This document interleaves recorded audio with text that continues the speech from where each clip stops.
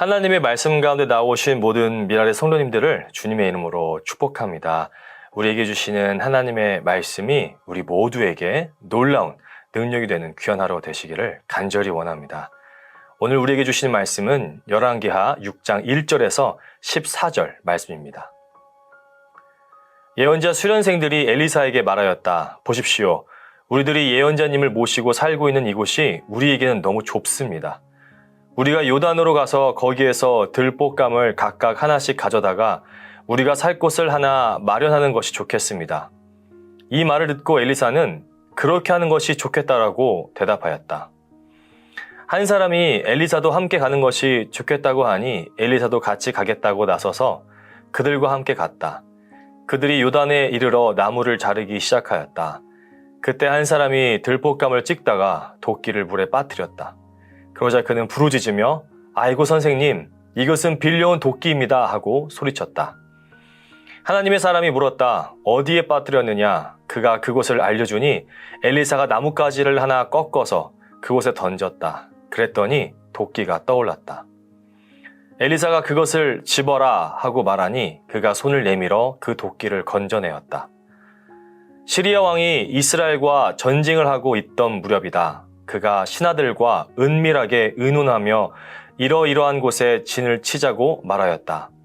그러자 하나님의 사람이 이스라엘 왕에게 사람을 보내어 시리아 사람들이 거기에 진을 칠 곳이 이러이러한 지역이니 그곳으로 지나가는 것은 삼가라고 말하였다.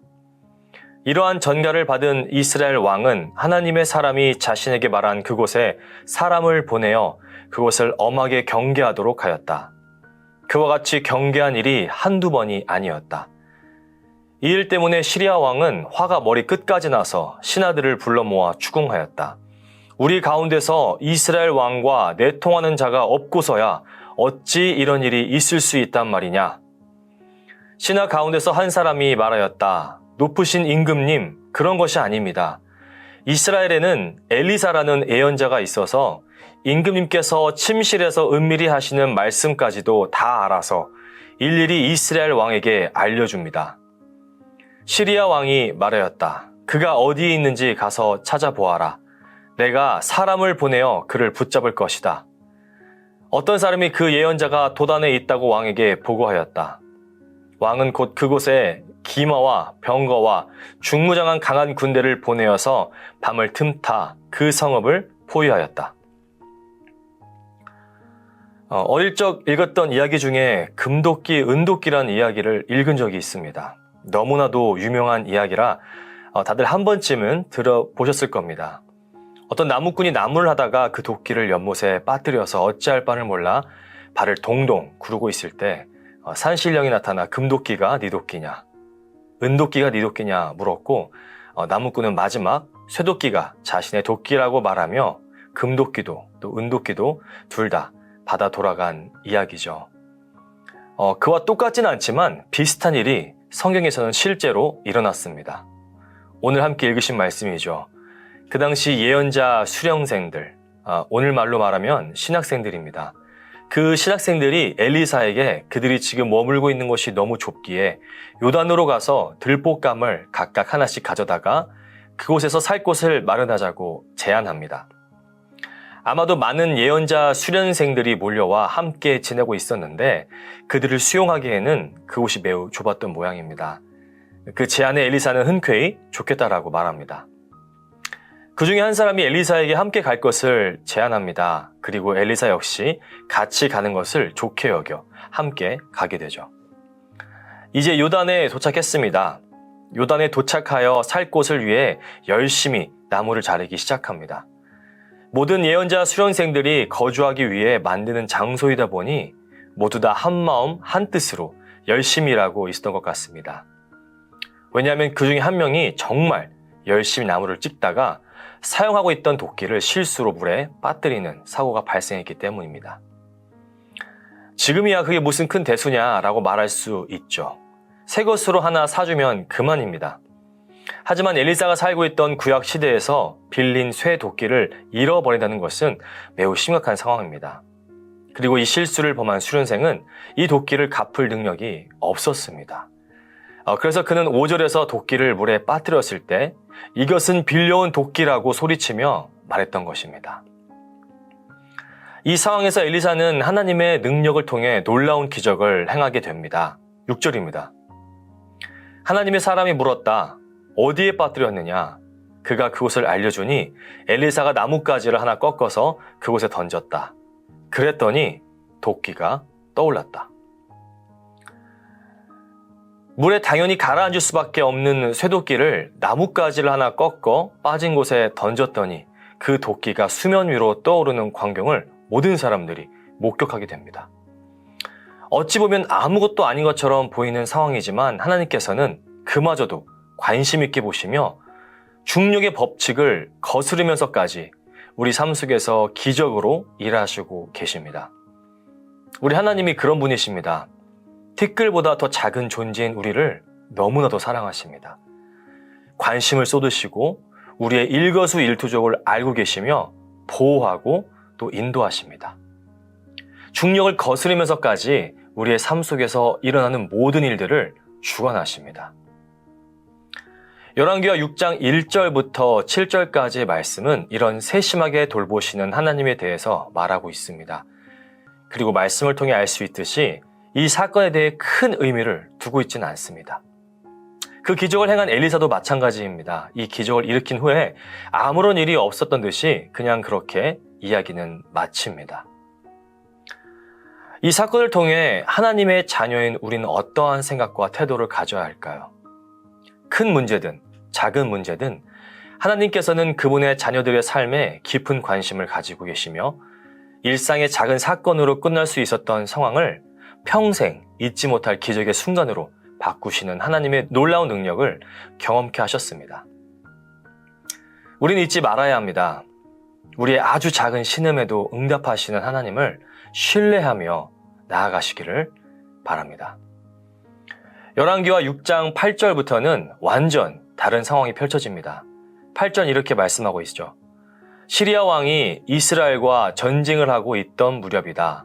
그가 신하들과 은밀하게 의논하며 이러이러한 곳에 진을 치자고 말하였다.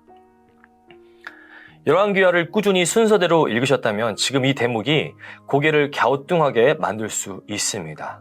왜냐하면 바로 5장에서 시리아 왕은 이스라엘 왕에게 편지를 써서 자신의 충신인 나만 장군을 위해 힘을 써달라고, 치유해달라고 부탁까지 했던 내용이 있었기 때문이죠.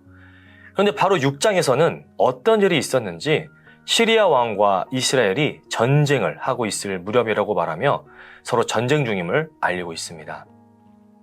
문제는 여기서 발생합니다. 시리아 왕이 진지를 구축하고 정하기 위해 그의 신복들과 은밀히 만남을 갖게 됩니다. 그런데 아주 은밀하게 나누었던 비밀 회담이었는데 어느새 하나님의 사람이 이스라엘 왕에게 사람을 보내어 말합니다. 9절입니다. 그러자 하나님의 사람이 이스라엘 왕에게 사람을 보내어 시리아 사람들이 거기에 진을 칠 곳이 이러이러한 지역이니 그곳으로 지나가는 것은 삼가라고 말하였다.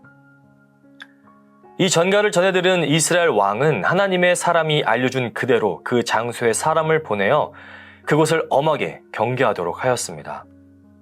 이런 일이 한 번이면 그럴 수 있겠다 하겠지만 이런 일이 한두 번이 아니었습니다.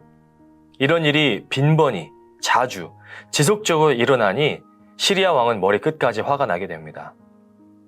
그도 그럴 것이 자신이 믿고 신뢰하는 신복들과 아주 은밀히 나눈 비밀 회담이 이렇게 속수무책으로 마치 모든 사람들에게 노출된 것처럼 보이니 얼마나 열받았겠습니까?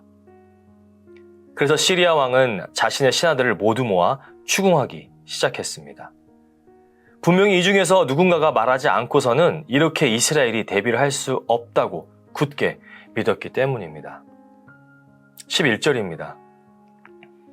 이 일 때문에 시리아 왕은 화가 머리 끝까지 나서 신하들을 불러 모아 추궁하였다. 우리 가운데서 이스라엘 왕과 내통하는 자가 없고서야 어찌 이런 일이 있을 수 있단 말이냐. 절대로 알 수 있는 상황이 아니었기에 분명히 이스라엘과 내통하는 자가 있다고 굳게 믿게 된 것입니다. 상황이 이렇게 되자 신하 중에 한 사람이 12절에서 왕이 설명을 하게 됩니다. 신하 가운데서 한 사람이 말하였다. 높으신 임금님, 그런 것이 아닙니다. 이스라엘에는 엘리사라는 예언자가 있어서 임금님께서 침실에서 은밀히 하시는 말씀까지도 다 알아서 일일이 이스라엘 왕에게 알려줍니다. 침실에서 은밀히 말하는 모든 것을 다 알아서 이스라엘 왕에게 알려주는 사람 엘리사. 그가 모든 은밀한 것을 다 알 수 있었던 것은 바로 하나님께서 엘리사와 함께 하시고 그에게 모든 알게 하셔서 이스라엘 왕에게 알려주게 하셨기 때문입니다. 사랑하는 성도 여러분, 우리 하나님은 크고 중대한 일에만 관심을 갖고 계시는 분이 아닙니다. 하나님께서는 우리 삶의 극히 작은 부분까지도 세심하게 돌보시는 분이십니다. 우리가 큰 일을 만났을 때는 하나님께 부르짖으며 기도하는 모습을 보이지만 작은 일에는 충분히 내 힘으로 내가 감당할 수 있다라는 마음으로 기도하지 않을 때가 참 많이 있습니다. 큰 일이나 작은 일이나 매사에 늘 하나님께 기도하시고 물으시는 우리 성도님들이 되시기를 바랍니다. 어떠한 상황 속에서도 하나님께 묻는 기도의 삶을 살아내시기를 바랍니다. 그럴 때 아주 작은 일이라 할지라도 하나님께서 허락하시는 놀라운 사랑과 긍휼하심을 넉넉히 경험하시는 축복의 기회를 경험하게 되실 것입니다. 그렇습니다. 하나님은 우리의 작은 소리, 마음의 소리까지도 들으시고 응답하십니다. 오늘도 우리의 기도를 들으시고 응답하시는 주님 앞에 나의 모든 기도와 간구로 나아가시는 우리 모든 성도님들이 되시기를 주님의 이름으로 축원합니다. 기도하시겠습니다. 사랑의 하나님 아버지 감사드립니다. 우리에게 새로운 하루를 허락하시고 하루의 첫 시작을 말씀과 기도로 시작하게 하시니 감사합니다. 오늘 하나님 앞에 드려지는 모든 기도와 간구가 하나님께 연락되기를 간절히 소원합니다. 우리가 이 시간 주님 앞에 드리는 모든 시간들이 하나님께 한 발자국 더 가까이 나아가는 귀한 예배의 시간이 되게 하여 주옵소서. 우리의 사소하고 작은 일조차 하나님께서는 깊은 관심과 사랑으로 보고 계심을 믿습니다. 그 누구에게도 말하지 못하는 가슴속 깊이 자리 잡고 있는 기도 제목들을 주님 앞에 꺼내어 부르짖을 때 주님 응답하여 주옵소서. 성령 하나님께서 우리의 마음을 만져주셔서 우리가 생각지도 못한 죄악들을 회개케 하시고 거룩하고 깨끗한 심령을 우리에게 허락하여 주옵소서. 예수 그리스도의 보혈로 우리를 깨끗하게 씻어주시고 영원한 생명을 허락하신 주님, 우리의 삶은 우리의 것이 아닌 하나님의 것임을 다시금 고백합니다. 짧은 인생 속에서 나의 욕심을 채우기 위해 허송세월 보내지 않도록 하시고 이 세상 살 동안 오직 하나님의 나라를 위하여 더욱 힘차게 기도하며 복음 전하는 우리 모든 성도들이 되게 하여 주옵소서. 오늘 하루도 하나님을 기쁘시게 하는 하루가 되게 하시고 모든 성도들이 기쁨 가운데 나아가는 귀한 하루가 되게 하여 주옵소서.